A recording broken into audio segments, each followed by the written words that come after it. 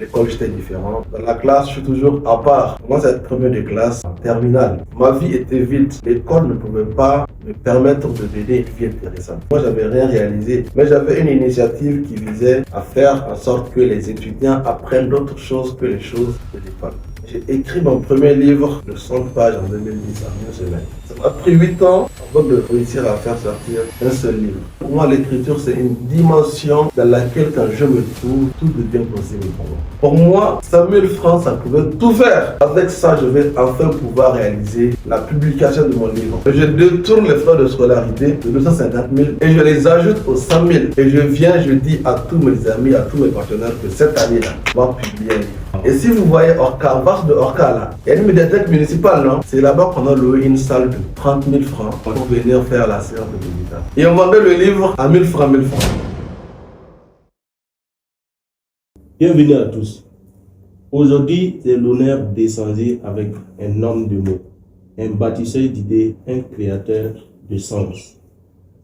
Un écrivain qui ne se contente pas seulement d'écrire, mais qui transmet, qui inspire et qui impacte.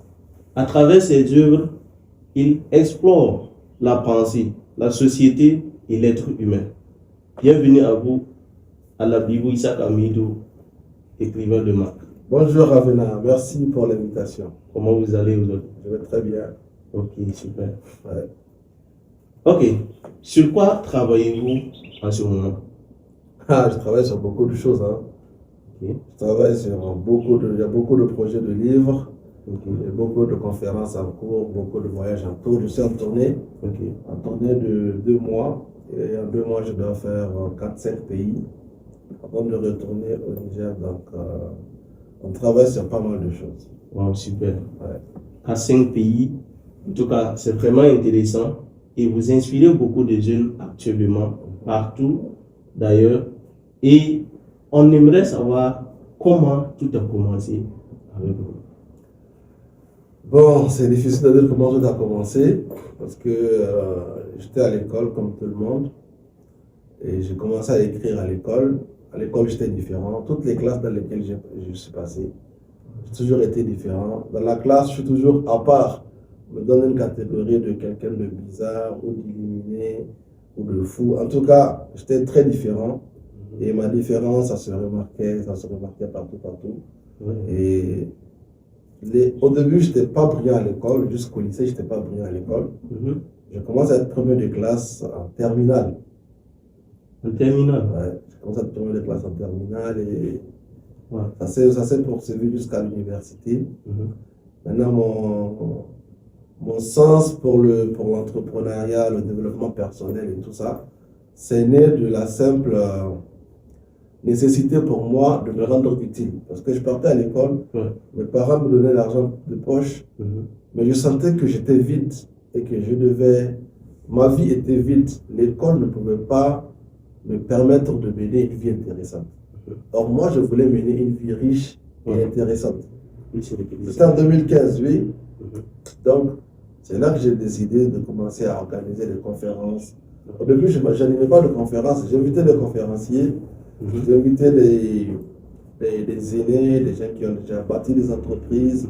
En tout cas, je commençais à organiser des activités de façon formelle et officielle en 2015. En 2015. Oui, et là, ça fait 11 ans. Ça fait 11 ans. 11 ans, pratiquement. Oui. Voilà.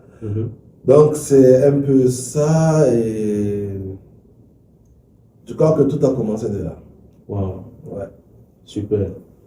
Donc, au début, vous organisez des conférences, si je comprends bien. Et là, c'est pas vous donnez les conférences, mais des gens. Inviter les conférenciers, Vous invitez des des conférenciers. aînés, des modèles, des personnes qui ont déjà Super. réalisé des choses. Parce que moi, j'avais rien réalisé. Ouais. Mais j'avais une initiative qui visait à faire en sorte que les étudiants apprennent d'autres choses que les choses de l'école. Wow. Ouais. Super. Et ainsi de suite, au fur et à mesure, vous arrivez à écrire un livre. Bon, l'affaire de livre, ça c'est depuis 2010. J'ai écrit mon premier livre de 100 pages en 2010, en une semaine. J'étais en classe de première. Donc de 2010, je n'ai pas arrêté d'écrire des livres. J'écrivais des livres, des articles, etc., etc. et j'arrivais pas à les faire sortir, j'arrivais pas à les publier. J'avais du mal à les publier. Ok. Ça m'a pris 8 ans avant de réussir à faire sortir un seul livre. 8 ans. Et pendant ces 8 ans, j'ai fait tout ce que je pouvais pour réussir à faire sortir un livre, sans y parvenir. Quel 8 ans de préparation? 8 ans de combat. Wow. J'avais déjà un livre, je voulais le publier, je le soumettais à des maisons d'édition et on rejetait ça parce que je n'avais pas l'argent pour éditer. Puisque j'étais étudiant. Ouais. Voilà, donc l'écriture quand même, ça remonte à 2010. Ça remonte à plus loin que 2010. J'ai commencé à écrire dans les cahiers depuis que j'étais au collège. Maintenant, j'ai commencé à faire un livre en classe de première. Et de la classe de première, en 2010 jusqu'en 2018, j'ai écrit beaucoup de livres et beaucoup d'articles. Ça fait qu'aujourd'hui, même si j'ai pu publier 17 livres, j'ai écrit au moins 30 livres. Donc, j'ai beaucoup de livres qui ne sont pas encore publiés. Ouais. Wow.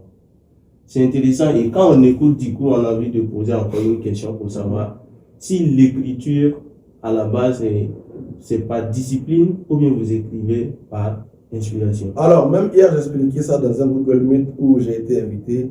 Je leur ai expliqué que pour moi, l'écriture, c'est vraiment... L'écriture, c'est un lieu de... Je ne sais pas comment vous expliquer ça. C'est comme si c'était un exercice à travers lequel je pouvais trouver des solutions aux problèmes de ma vie. Ouais. Je pouvais ouvrir les portes de là où je veux me rendre. Je pouvais rencontrer les personnes que je veux rencontrer. Ouais. Pour moi, l'écriture, c'est comme un refuge.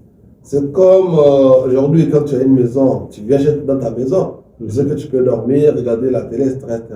Donc pour moi, l'écriture, c'est une dimension dans laquelle, quand je me trouve, tout devient possible pour moi.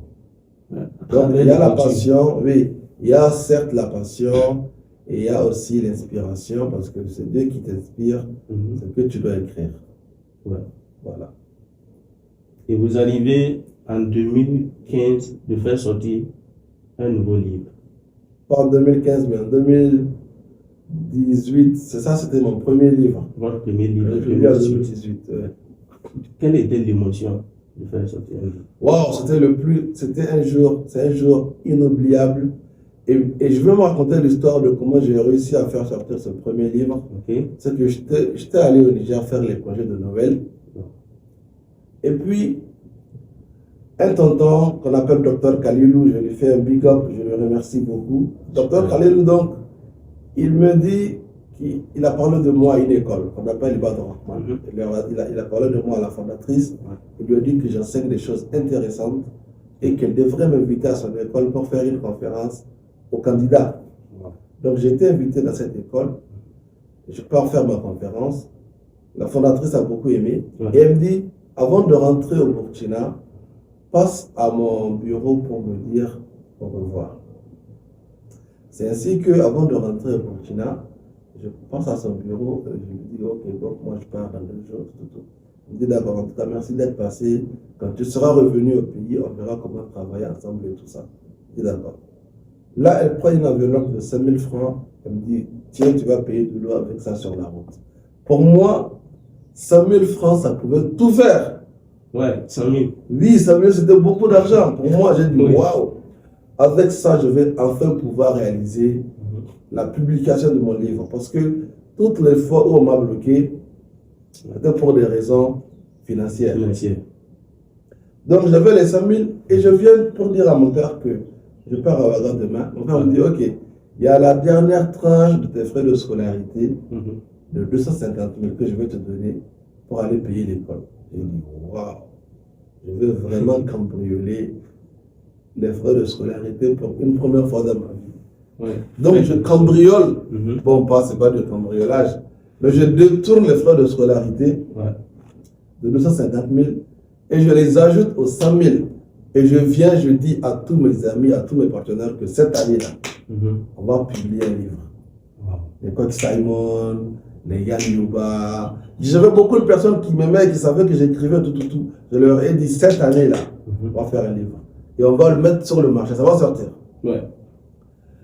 Donc avec ces 350 000, on a réussi à produire un livre, à l'éditer, à l'imprimer.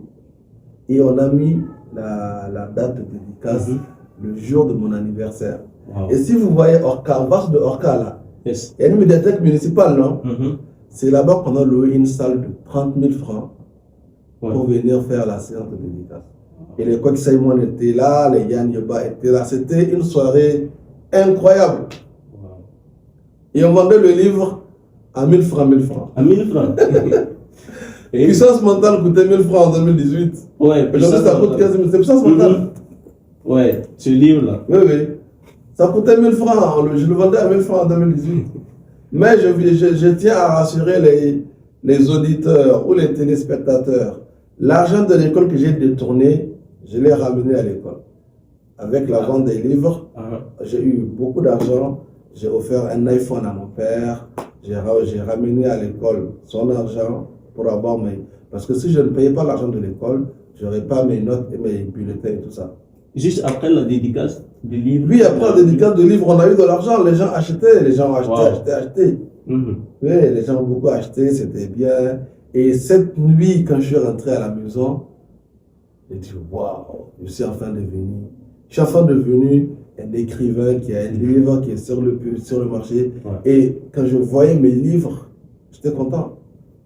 J'étais très content, c'était le bonheur absolu. Wow. En tout cas, pour ceux qui nous suivent, ce livre, vraiment, ça m'a beaucoup aidé personnellement. La puissance mentale. Donc, veuillez rechercher ce livre parce que c'est un livre, cette version-là, ça a été amélioré. Donc, ce n'était pas la version qu'on vendait à 1000 francs là. N'est-ce pas? Non, c'est la même chose. Hein. C'est le même contenu, il n'y a rien qui a changé. Ok. C'est le même contenu. Puissance mentale n'a pas changé de quoi Wow. que ce soit de 2018 à aujourd'hui. Ouais, mais juste les couvertures.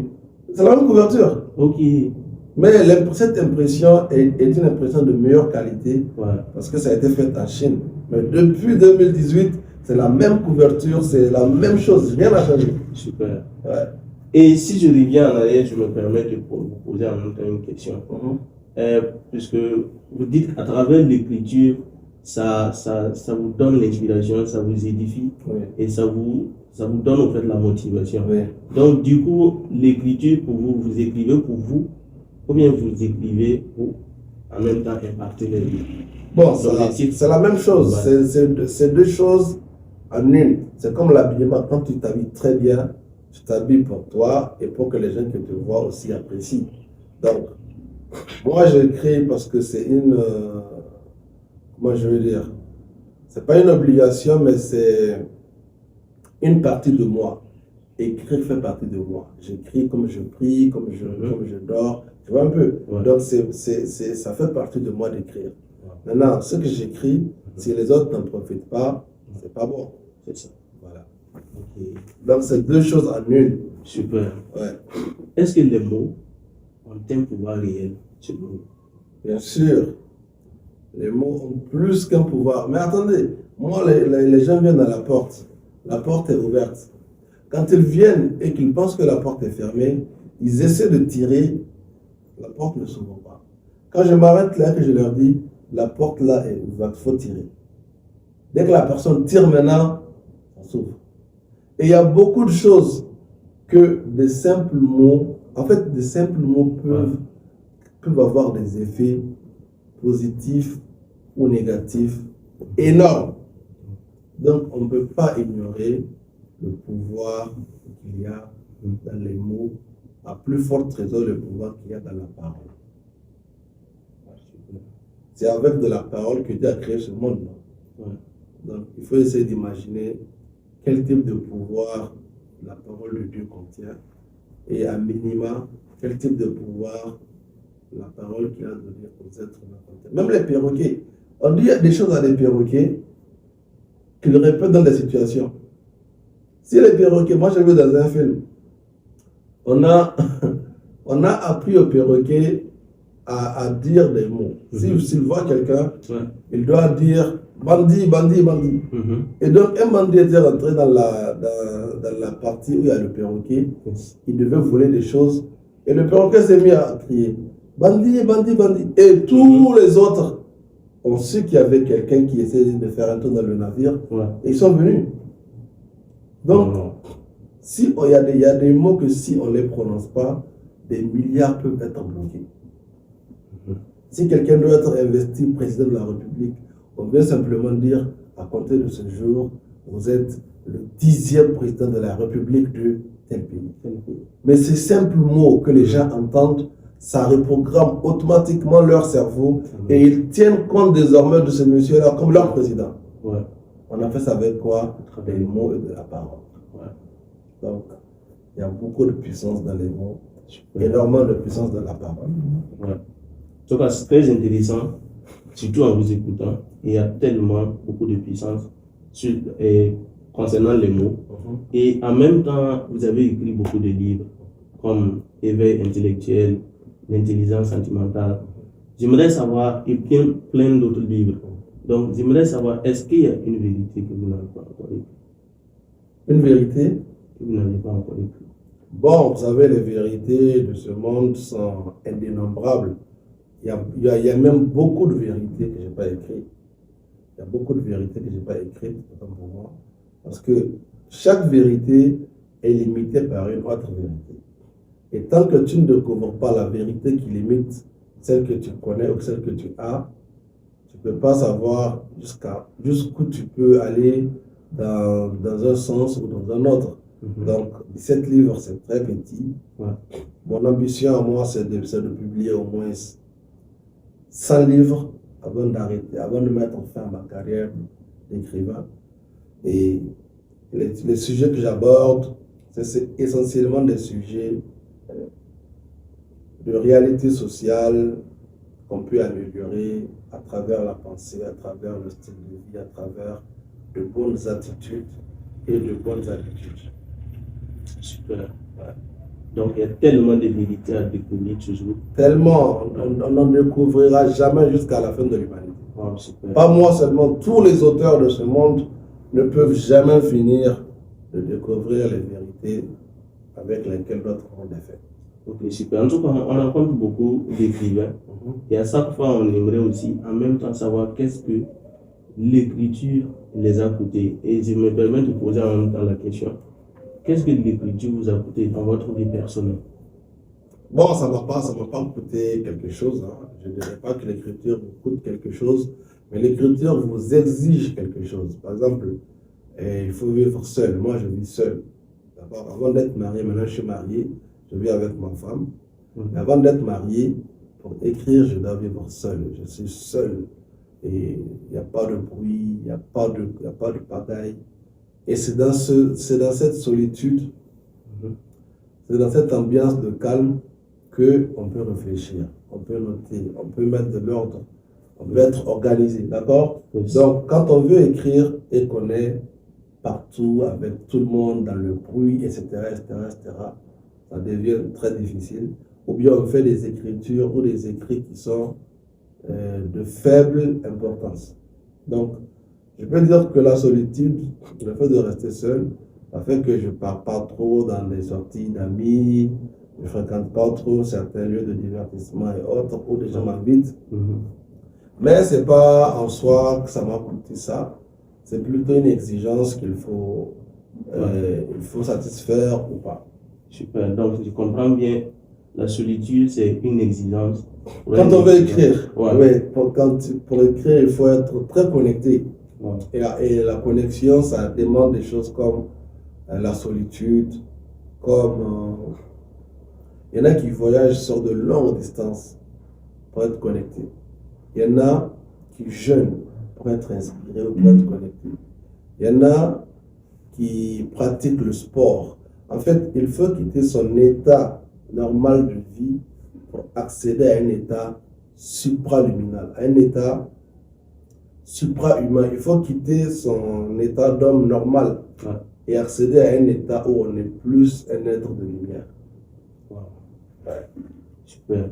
Et en même temps, quand on parle de connecter, on revient aussi sur un concept qui est la foi. Et si je peux le dire, vous êtes quelqu'un qui est attaché à la religion. Et j'aimerais savoir, et on aimerait savoir, si c'est une relation personnelle ou bien c'est quelque chose qui vous a été transmis. Alors, vous savez, en Afrique, beaucoup de personnes sont des musulmans ou des chrétiens de naissance. C'est parce que tu es né dans une famille musulmane, c'est parce que tu es né dans une famille chrétienne que tu es chrétien ou que tu es musulman. C'est même pas parce que tu comprends l'islam ou le christianisme. Donc c'était mon cas au début. Mon père m'a amené à la mosquée, on m'a inscrit dans les écoles coraniques et tout. Mais après, quand j'ai eu mes 18 ans ou mes 19 ans, je suis allé questionner l'islam. Je suis allé apprendre par moi-même pour voir si ça en vaut la peine ou pas. Et tout ce que j'ai appris, tout ce que j'ai lu, m'a montré que c'est vraiment une religion très spirituelle dans laquelle je me plais, je me retrouve. Et voilà pourquoi je suis devenu. Parce que quand on était enfant, il fallait que les parents soient là pour compris. Après, quand tu deviens adulte, il n'y a personne pour te contrôler. Mais tu verras que dès que sera l'heure de la prière, moi je vais aller prier. Donc, moi j'ai appris la foi, j'ai étudié la foi avant de l'adopter.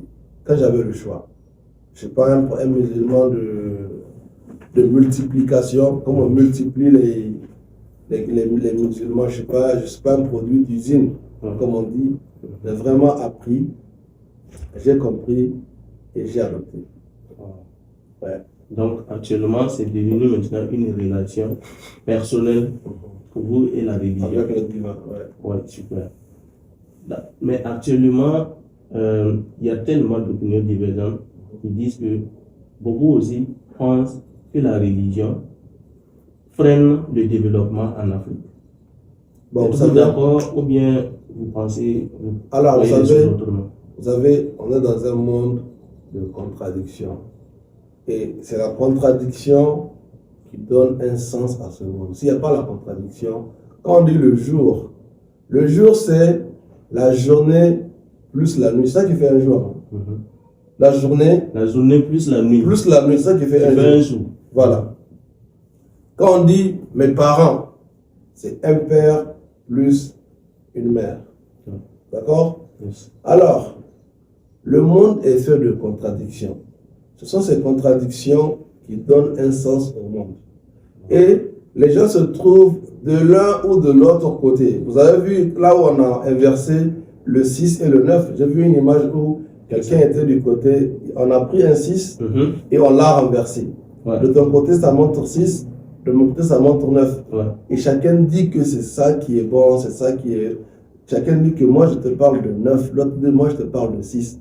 Alors que c'est juste l'angle de perception qui a changé. Et on est dans un monde où on ne regarde pas les réalités du monde avec les mêmes fenêtres. Il y en a, ils ont des petites fenêtres à travers lesquelles ils regardent le monde.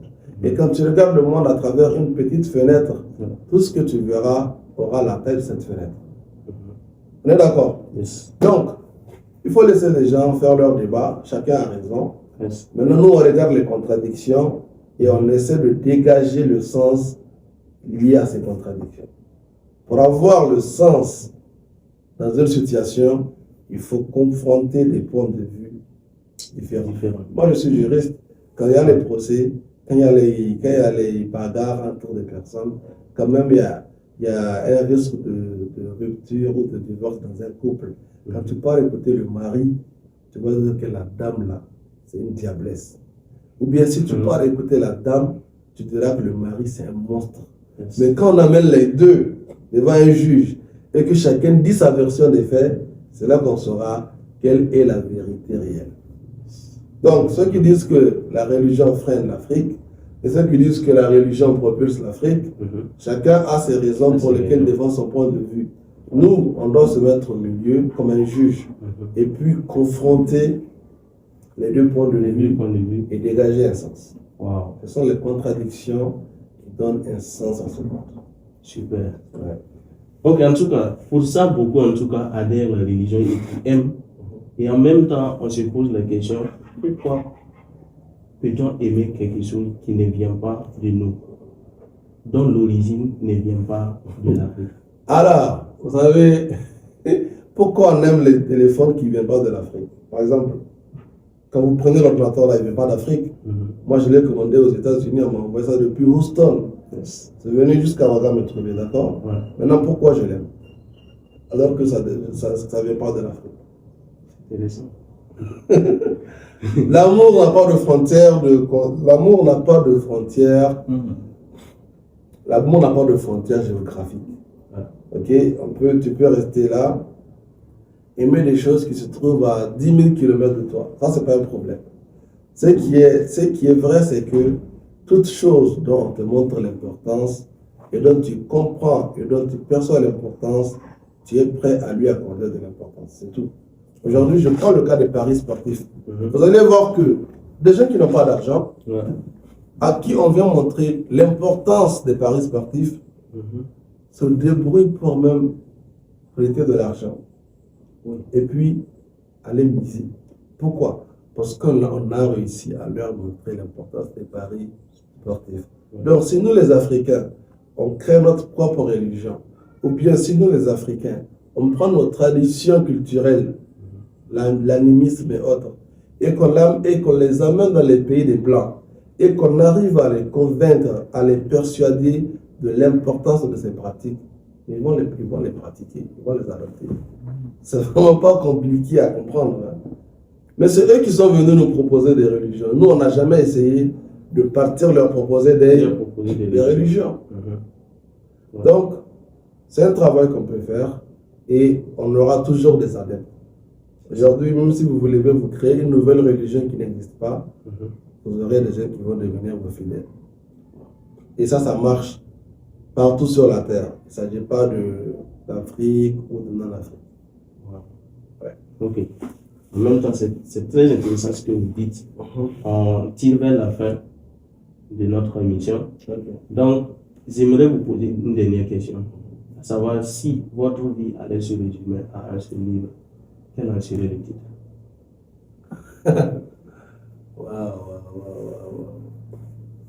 Si ma vie devait être un livre, quel en serait le titre? Waouh! J'ai tellement de livres que j'aime que je ne sais pas. L'embarras du choix. Mais je vous donnerai une réponse dans les secondes ou les minutes qui viennent. Ah ouais. Alors, si ma vie devait être un livre, le titre serait Être quelqu'un de valable. Moi, je pense que oui.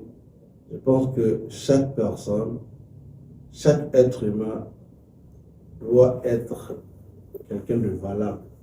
Quelqu'un sur qui le monde peut compter. Quelqu'un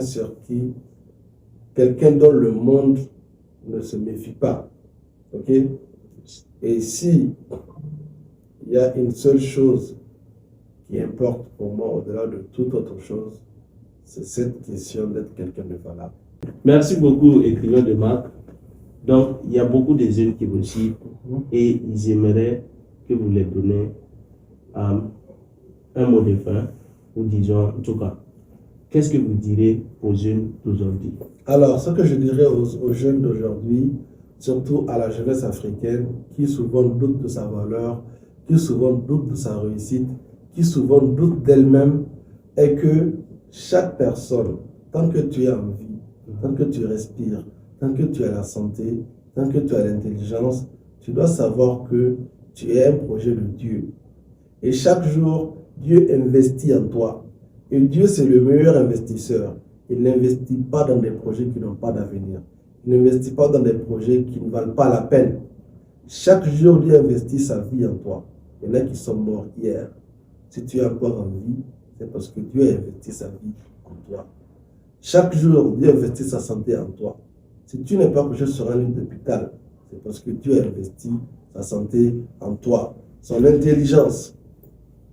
Dieu investit son temps en toi. Il investit ses ressources en toi. Pourquoi? Parce que tu es un projet rentable. Parce que tu es un projet qui a de l'avenir. Si le meilleur investisseur investit toutes ces choses-là en toi, douter une seconde de ta réussite, de ton accomplissement, de tes possibilités d'enrichissement, c'est vraiment une preuve d'ignorance. Donc, tu es un projet de Dieu. Dieu investit en toi chaque jour. Fais en sorte que les investissements de Dieu en toi ne soient pas les investissements jetés par la fenêtre. Ne doutez même pas du fait que vous allez réussir. Parce que le succès n'est pas le tout. Et si le meilleur investisseur, même vous en tant que personne, est-ce que vous allez prendre votre argent, investir dans un mauvais projet? Non. Est-ce que vous allez investir votre temps, votre énergie dans quelque chose qui n'en vaut pas la peine? Non. Et vous pensez que Dieu, du haut de sa seigneurie, va investir tout ce temps, toute cette vie, toute cette intelligence, toute cette santé en vous, en sachant que vous n'allez pas réussir? Il ne ferait pas ça. Donc, ressaisissez-vous. Regardez tout ce qui a été investi en vous depuis combien et combien d'années. Et regardez les gens qui sont dans des états contraires à vous. Il y en a qui sont couchés sur des lits d'hôpitaux. Il y en a qui ont été enterrés hier. Il y en a qui ont perdu la raison et sont devenus fous parce que Dieu n'investit plus sa raison et son bon sens en eux. Si vous avez toutes ces choses que Dieu investit en vous, heure après heure, minute après minute, jour après jour, c'est que le projet que Dieu représente est un projet valable, est un projet porteur, est un projet qui a de l'avenir. Maintenant, c'est à toi d'être quelqu'un de féroce, c'est à toi d'être quelqu'un de fort, c'est à toi d'obliger le monde à tenir compte de toi et de ton succès. C'est ce que je veux dire aux jeunes et qu'aucun jeune ne passe à côté de ce message. Super. Alors, merci beaucoup, inspirant, c'est motivant. Et nous allons vous dire encore une fois de plus, merci C'est un pour cet plaisir. temps accordé. C'est un plaisir. Merci. On est ensemble. Bye bye.